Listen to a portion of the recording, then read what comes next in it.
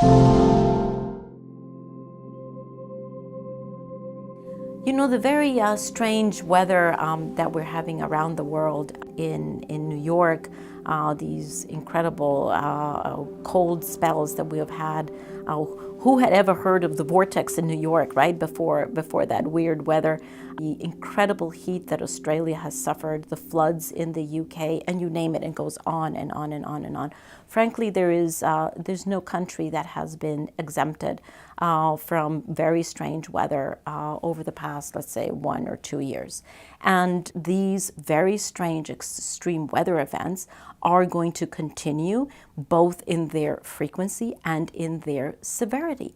It's not that climate change is going to be here in the future. We are experiencing climate change, and we are already faced with severe impacts both on the economy as well as on human beings, and we can no longer afford not to take very, very clear action. Can we read into that that we need, it needs disasters like Sandy and Haiyan to wake us up to action on climate change? Is that the horrible reality of it? There is no doubt that that experiencing these weather events, which I call experiential evidence of climate change, does raise the issue to the highest political levels. And it does something else, which I think is actually, it's unfortunate that we have to have these weather events, but there is a silver lining, if you wish, because these weather events, what they remind us is that solving climate change, addressing climate change in a timely way is not a partisan issue. It's not like these weather events affect those who are on the left of the political scale or those who are on the right.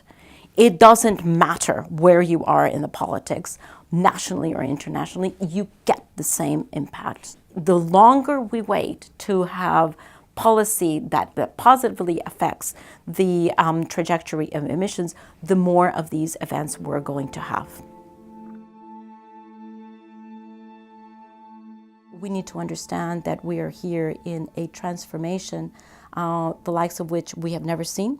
And it is a transformation that it truly is a completely new economy to what we've had over the past 100 years.